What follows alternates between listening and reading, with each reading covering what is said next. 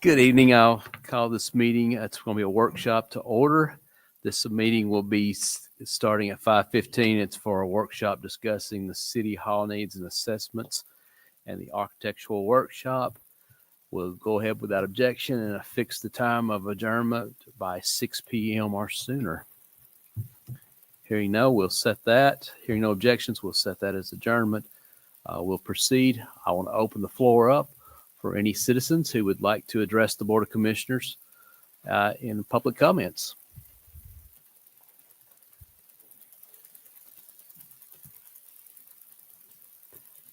All right, seeing none, we'll close public comments. And I'll just turn the mics on and let y'all take it over. All right, thank y'all. We are going to experiment a little bit. Carrie and I usually don't tag team a presentation, but we're going to tag team it tonight because we both worked on it so much. Did I do that? There we are. So as a reminder, we're Architect Workshop. We've been working with y'all for 5 years. We finally finished the police station, and now we've been fortunate enough to be asked to help you do the space needs assessment, which is how we started the police station. And we're just going to walk you through this. This is a very high level, kind of big picture overview of what the space needs concluded. And then we've got a book that we will provide to you after the presentation that you can take and read, and we're available to answer questions as needed. So Mount Juliet, the land between the lakes. Want to make sure we stop and thank Kenny and Dana and Jennifer and the rest of the staff for all their input, because the space needs assessment does not work if the staff doesn't engage and provide input, because that's really what we're doing. We're helping pull out from them the spaces they need to do their job.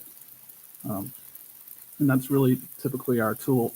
Our idea in this kind of presentation is to develop a definition of the tools they need to be able to serve the public that they work for.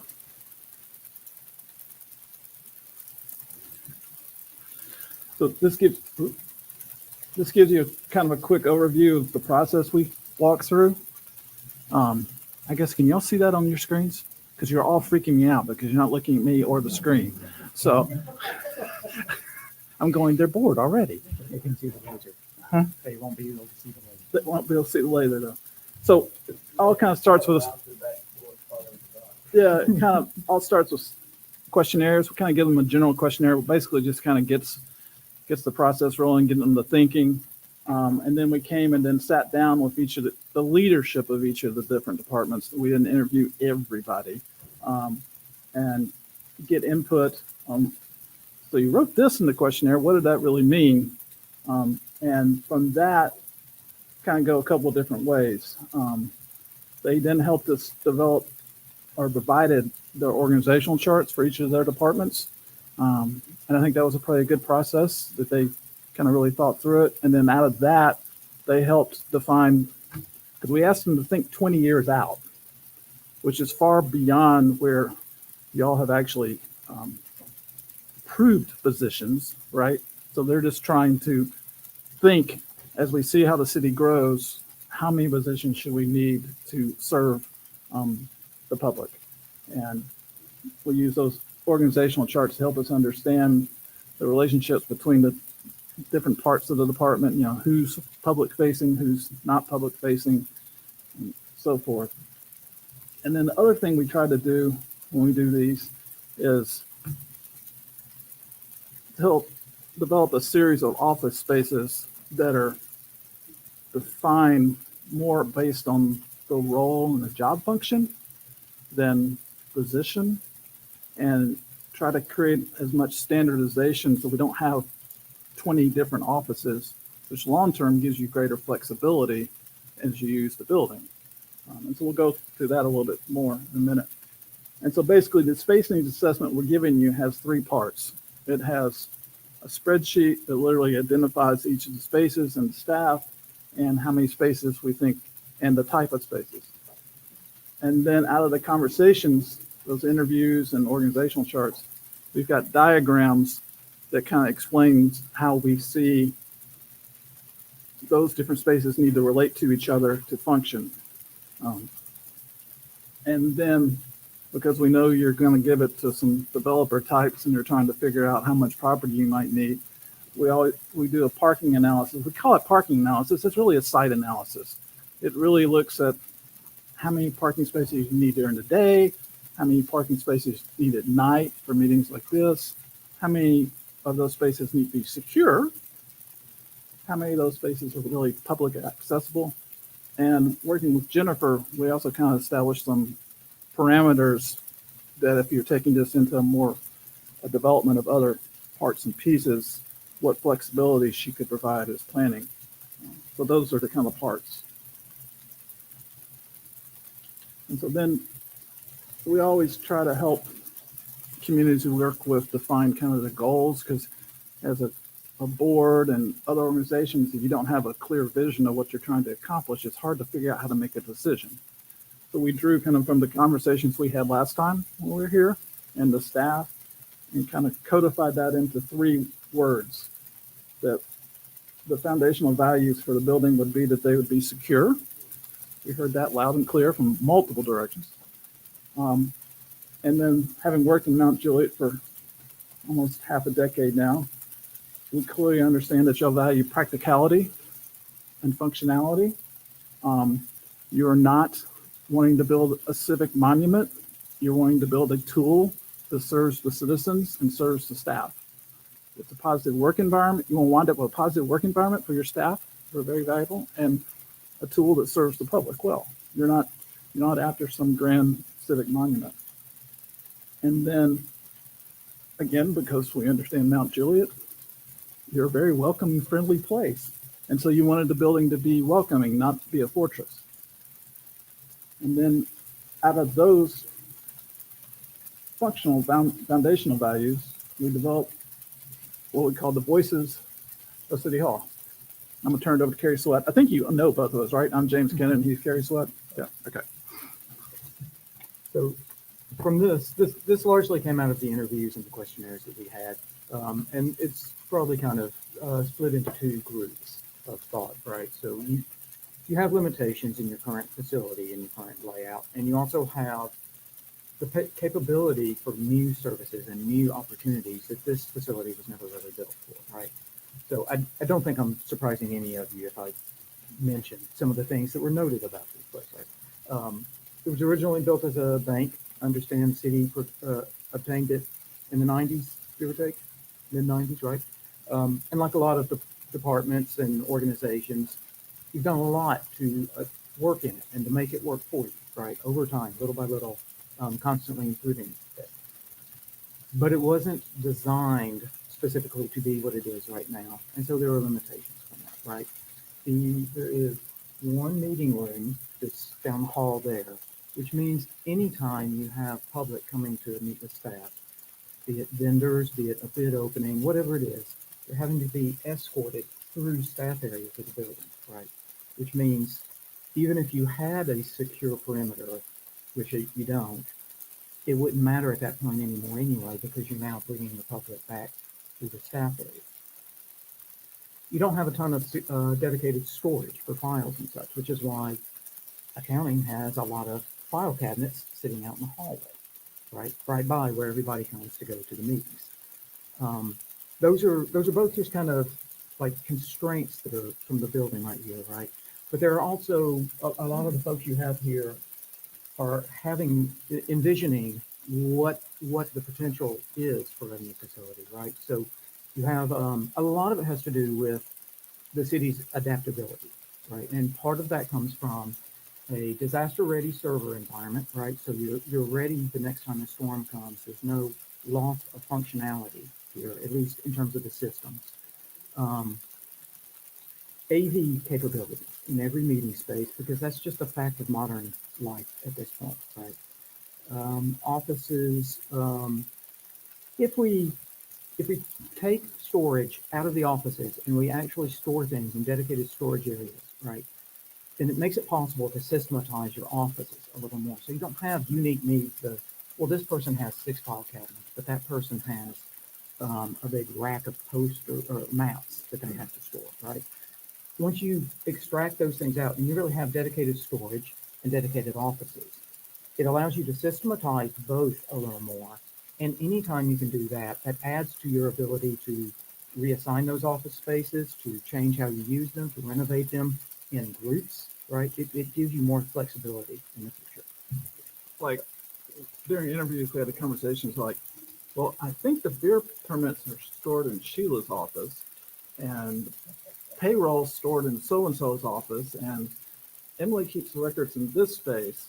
And like, so then it becomes dedicated to the person as opposed to the job, right? So one of our taglines is a place for everything and everything in its place. So one of the big things that we heard was this idea of the one-stop shop for all public services. So when the public needs to interact with you, right now, they come here for an awful lot of things, but they also have to go to Clemens Road for certain things, right? And splitting them is a confusing experience for the public.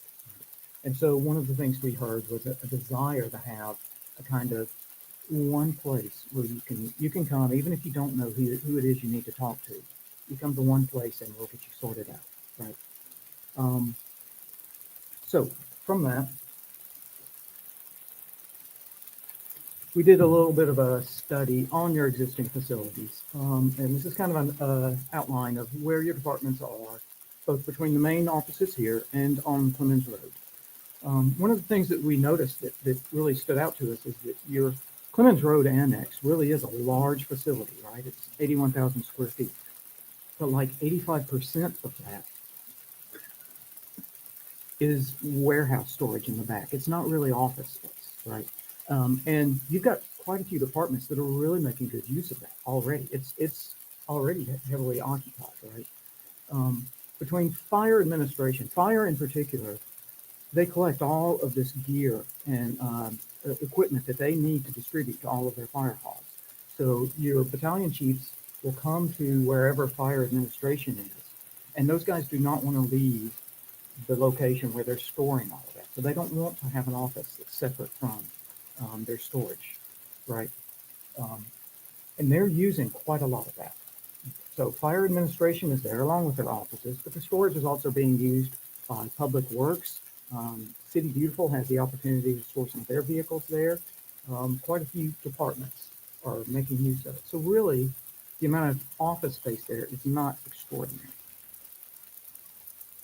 So when we think of coming back to that idea of the one-stop shop,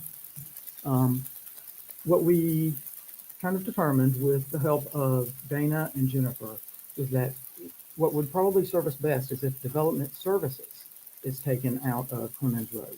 And so if they became part of this city structure, this new city facility, right, that takes almost every interaction that the public needs and groups them all into one facility, right, which is a benefit, certainly for the public experience. This diagram, what that kind of depicts is both buildings. That lowermost blue spot there is the size of your current city offices. Then you see development services. Everything above city offices there is your Clemens Road property, which would shoot well off the page if I really showed the full area, right? Development services, if we pull them out, that is something like 1,500 square feet of office space over there that's now surplus.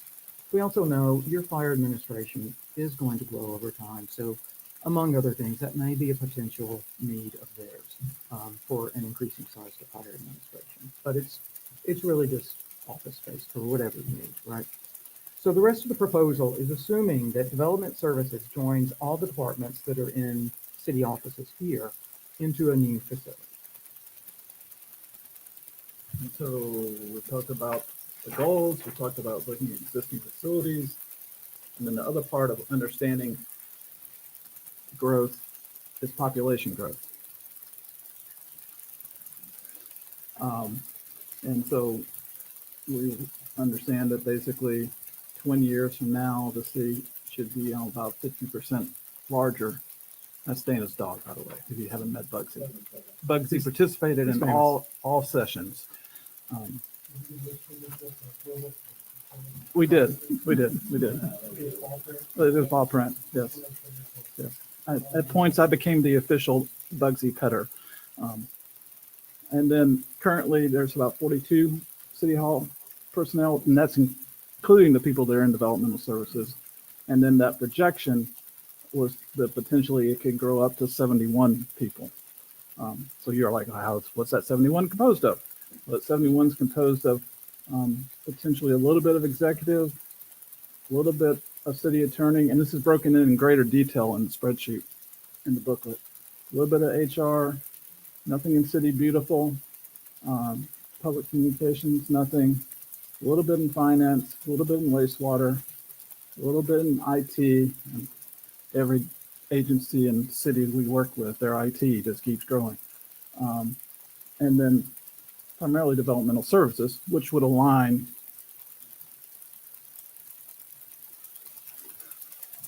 Okay. Which would align with the city growing, right? You're going to need to provide services for developmental services.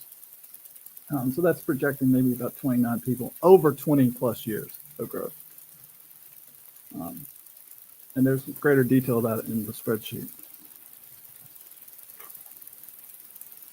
So we mentioned the other part is we tried to define some office prototypes. And basically we defined 4. There's just the concept of open office. We allocated about 88 square feet per person for an open office environment. And we discussed with the staff, who could be in an open office and who could not be in an open office. And the advantage of open office, what would you think the advantage of open office is? Collaboration and long-term flexibility. Once you build hard walls, nobody ever changes that hard wall. You can leave an open space, you can actually change that furniture out over time because it does wear down. If you were a private business, you could also then write off that furniture against your taxes, but you don't pay taxes, so that doesn't work.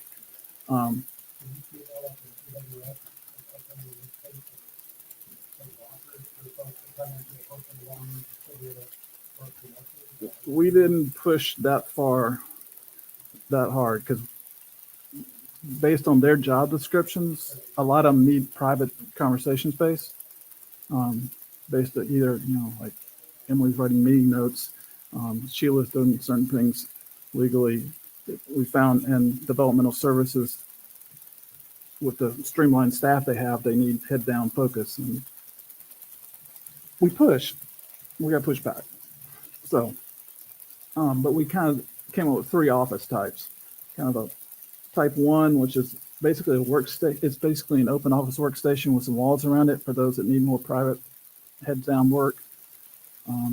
Office type 2 was a little bit bigger where you need 1 or 2 people to come in and meet. So kind of a manager type and then office type 3 was the larger where instead of having multiple meeting rooms, the department head could have small meetings in their space. And you'll see there's not a large number of any one of those in this actual space needs. But those so we tried to quantify that, those were the office sizes rather than customizing every office for everybody.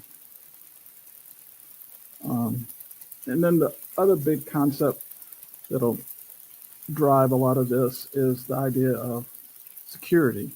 And so this diagram tries to represent that the public comes to the building for three ways. The commission chambers, right? And that's pretty open access. Come in the chambers, interact with the board and all of the other commission. We have all of your commissions listed in the back of it. And then meeting rooms, either for bid openings, vendor presentations, and those are all off the public lobby, seen as being off the public lobby. And then there's transaction windows where there's like a little bit more secure interface where you're paying your bills or whatever. And there's a series of levels to that represented. And then behind that is a secure staff work area. So the staff can know they're secure in the building. And then also that does free you up to have a little more flexibility with open offices because you don't have to lock every single office. So hopefully that gives you more long-term flexibility. I think that's enough said about that. One-stop shop is a powerful concept we've seen in a lot of cities. Some of them may actually push it to the point of cross-training their clerks, which reduces their staffing. Back to you. So this is kind of an example of some of the adjacency diagrams that we've done. We've done this for every department that's going to be in the facility. The idea here is that there are certain aspects of the organization and the functionality of how you arrange these things that you can't really capture in a spreadsheet, right?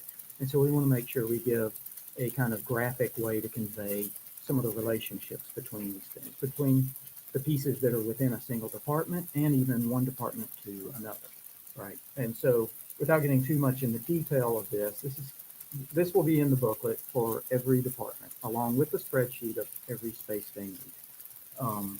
As an example, though, this is what we developed for the diagram for the commission chambers, right? So this in the booklet will come along with a spreadsheet of explicit spaces.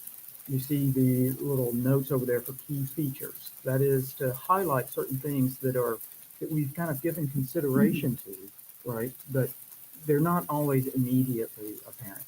So like, for example, in this, we've got this arranged so that the public can come in to the vestibule. Actually, let me use the laser. So as the public comes into the vestibule, they can kind of sweep to the side and enter the chambers, right? That sets you up with a couple of things. If moving the chambers to the front of the building like this, or to someplace immediately adjacent to the entry, it means that the chambers can kind of have a civic presence as part of the building, right? So it's really a visible part of a facility, right? Which is something that I think could be a really good thing to convey towards the community. It also sets up so that when the public comes in, there is a kind of space over here to queue against a wall before coming up to to addressing the platform, right? You've got a position a little like you have now, so you have a staff table before a bench, but you can also have room for a lectern. What we've envisioned so far is a kind of barrister rail, like you'd see in a courtroom. Not permanent security, but a kind of deterrent and something to kind of organize how the public does come forward to address the board, right? We are, for now, envisioning a fixed display on the wall as well as an overhead projector so that the board members, the commission members, can sit down here and focus on the presenter, the staff table, the display. Meanwhile, the public sitting out here can focus on the overhead projection and everybody sees the same content. Of course, all this is flexible, given that you may also have displays on your desk. So you may not need the one on the wall. That's perfectly fine, right?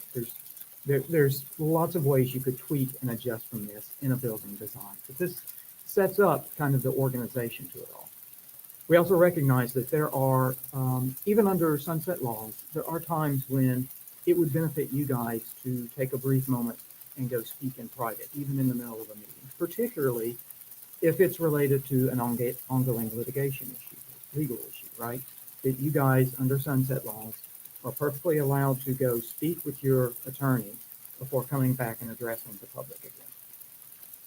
For uses like that, what we could imagine is providing a separate small conference room immediately behind the commission chambers, which of course the commissioners enter the chambers from the secure side back here. So they are not coming through the lobby. And on their side of the chambers, you've got access to this conference room if you need to step out in the middle of a proceeding, right? That's also where we located your mail and a kind of flexible office space so that if there's ever a need for you to come, plug up, print something, that kind of thing, you have a place that's just a shared landing for any board members. Right. And Mayor, when someone says they want to meet you at your office, there's a little space now. Well, it's not assigned to any one commissioner. Yeah. We saw that in Brentwood, when we programmed Brentwood. They just wanted a little space that they could come in and meet with somebody. And so all these ideas are kind of, they're diagrammed here, and then we give them verbally a little more with these key features, and you'll see this written up for every department through the building. We thought we'd focus on yours. So space needs for the whole building. This is broken up by department with the total down at the very bottom. What we notice obviously is we initially start looking, okay, where are the biggest numbers, right? Well, let's see. One of them is IT and GIS. Part of the reason for that is right now they don't have much of a workspace, right? They're having to build all these things in their offices a lot of time. And so when there is a rollout for hardware, they don't have a whole lot of a facility to do the work on that, right? So, and of course, as he said, James said, IT is always growing. So that provides storage space for large amounts of equipment that are coming in. So you can get them off a truck, they can remain on a pallet, and then be broken down from a pallet into the pieces that you actually need to assemble, at which point they can be brought into the department and have work done on them with hands-on work. The other larger area here is development services, which again, they need sufficient meeting space. What they don't have right now is a meeting space that accommodates all the departments coming together with a development team, right? And so part of this space is a larger conference room where they can accommodate every planning department, every permitting, every utility representation, right, coming together with a development team to discuss a project in a much broader sense. And so you're not having to bounce around. And then beyond both of those, really the largest space here is what is classified as shared spaces. So that's commission chambers, lobby, common areas, all the building services, mechanical rooms, server rooms, those kinds of things. Right? And in fact, out of this, the shared spaces, the commission chambers takes up, what we heard was that a commission chamber would ideally suit about 200 people in a seating area. By the time we gather that with the accessory spaces, the chambers function of this takes up about 5,000 square feet. The lobby and its amenities in there, restrooms, those kinds of things, take upwards of another 4,000. So really, a lot of this is the public and kind of common area of the building, right? And that will also include the walls. Yes. Yes. Mechanical They take equipment, square footage up too. wall thicknesses, those kinds of things. And we try to project not over the top, but not under the top, conservatively, realistically. And then once you actually design it, hopefully you can kind of find an efficiency and come under that a little bit. But you don't want to. Yeah, you can get 20,000 square feet, and then somebody's designing you a 40,000 square foot building, and you budgeted for a 20,000 square foot building. It's much better to budget for 40,000 than kind of 38,000. Right? So kind of have that balance what we try to do. So if we return to this table, now we've added a new column representing our new areas, right? Just for comparison. And the best thing to compare it to, I feel like, is probably not the total area of Clemens Road, but the total area of your current facility, right? So it is 44% larger from your existing capacity. But one of the metrics that we've used to kind of measure this is how that relates to every staff member you have.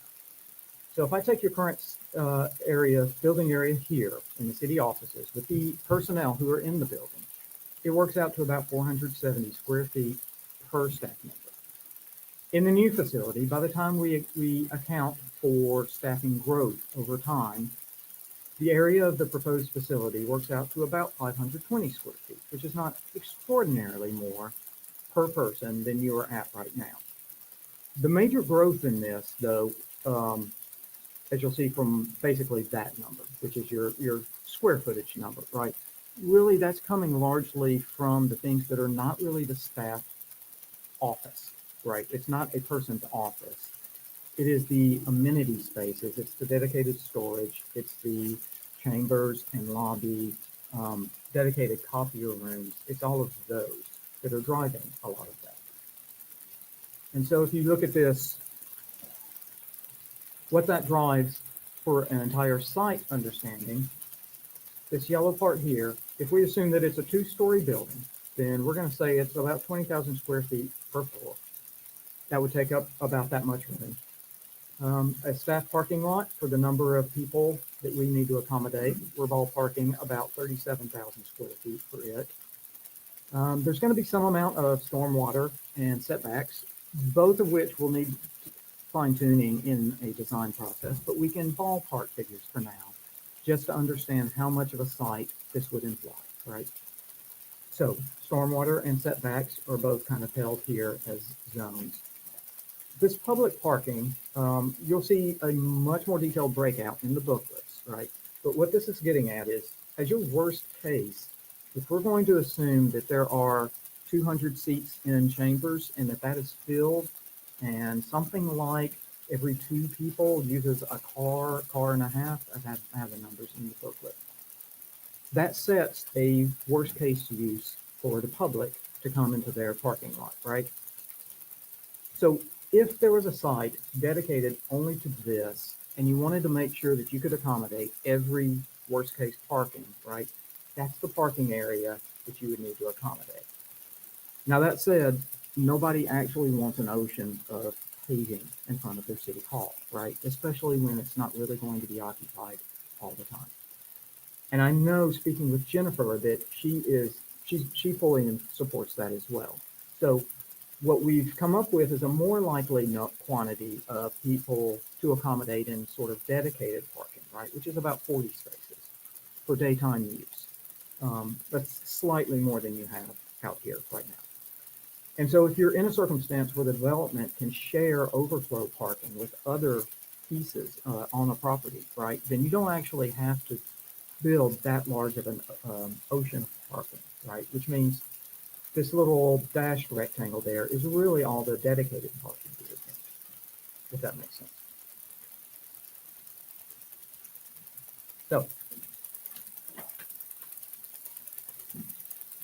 if we look at this over time relative to population, again, that is your existing city offices and development services. If they both come over, the space needs based on current staffing levels would get to about 36,500 square feet in a facility. And you notice that over time, as you add staff, that actually doesn't expand a whole lot because it's not the offices that are driving the growth, right? It is the practical amenity spaces that are in the facility that have really established a size for it. And then as you grow with offices over time, your growth to support more people in the building is actually growing a lot slower than the population growth of the city. And that is the last of what we have in here. Again, we're going to have, you guys are all going to get booklets that have a lot more detail. We're perfectly happy to respond to any questions you have. And there are places in it you're welcome to write your own notes. So we can hand out the booklets now. No, answer questions. You can't let me help.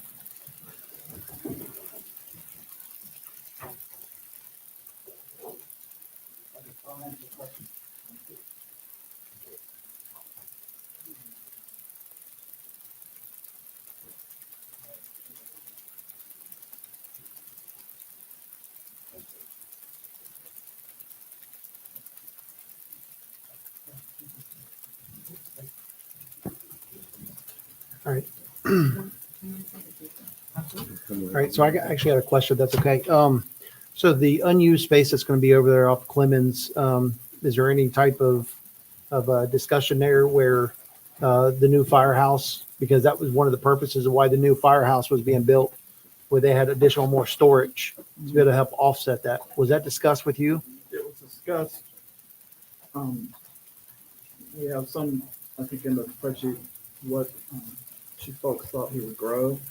And I think you really have some flexibility whether if developmental services comes out of it, he could grow within that space on Clemens and not have to build the additional storage somewhere else. Well, no, they've already built the storage at the new firehouse. So that's what I'm saying. Did they give you that He seemed to indicate that data or no? No, because he seemed to indicate he liked having it all right near him because they were responsible for maintaining control over who got it and watching the distribution of those things. Well, that's where you have access control, storage, cameras, just because you want it somewhere, is it efficient? That's the question. Because again, real estate's very expensive. Yes. And when we start having it, just because it's a trust issue, that's easy to fix. That's access control and cameras, and then remove employees We did from not not dive being. into that Okay. very much because it became clear they were going to stay put. Yeah, I mean, because again, I don't want to see this Clemens building just be only served for the fire department. That doesn't make sense. It's So, clearly not the feedback we got. I mean, it is a warehouse for the whole city for all the different. but I'm saying all the office spaces on the other side though, too. Right. Public Works takes up a great majority of it, and he currently takes up the vast majority of it. And so there's a small part that's development services, and Which is, both of their projected. which will growth. merge with this group up here, right? Yeah. But the rest will stay The down rest there. will stay down there. Okay. It seems to make sense. We were talking about it a day or two ago that those are both services that serve the community, but not in a direct interface as much. And so it kind of makes sense to keep them all there, and then they got all their big machines and that storage behind it. Gotcha. But I can't tell you how many different departments said they were storing stuff at Clemens. Yeah. That was a good decision. Was there any other staff member that we had up here that it would be efficient to bring, to maybe take some of that space, right? That's maybe for, that we're currently using for supplies, to redevelop that down there that just doesn't see the public, that doesn't see anything, to be able to make this a little bit more, I don't want to say smaller, but more efficient up here, and to be able to use that for Clemens. Have you guys thought about that? There was discussion through that. I mean, I'm not trying to rechange anything, but No, again, no, we're I was we're just discussing it, so highlighting. we've already got square footage sitting there, Yeah, right? who was in there. You're basically only pulling about 1,500 square feet out of Clemens as far as office space. Oh, that's it. Yeah. But what I'm saying though is all that other storage space that we have back there, Uh-huh. is there any other departments that we have up here that would be efficient, that could be efficient to move down there? That's what I'm We asking. discussed that some of the archival long-time storage, like for accounting and finance, could be stored there and not have to build as much storage within the city hall. Okay. So like maybe store up here for like the first, 10 years, after 10 Yeah. years, you store the rest down there? Down there, yeah. Okay. And then a lot of them also said their storage needs were going down, so we didn't have huge amounts of storage because. Paperless. Paperless. Yeah, that's what I was hoping, that we'd be going to cloud-based to be able to get away from paperless, but that was gonna be my next question, which was, the storage side of things, because, we have a whole department that's supposed to be scanning things, be going digitized, right? Right. So, um, Like one department, they only keep a year, and then it goes away. So sewer, you only keep Okay. a year's worth. all right. Well, we've got about 4 more minutes. If anybody else has got questions or comments. All right. Well, guys, thank you so much for your hard work and the effort put into it. I know getting a firsthand view of your work there with the police station, and just lots of little things that you walk through, and when you actually get your eyes put on it, you see the attention to detail that was put into it. And I appreciate what y'all have done for the city and this presentation and the hard work that you put in to do this. So with that, we will adjourn this workshop. Thank you all. Thank you very much. Yes, this commission will reconvene at 6:15 for a public hearing. We have 2 items on the public hearing at 6:15 for a single property on Lebanon Road. And then after that, we will have our regular scheduled meeting at 6:30. With that, we're adjourned.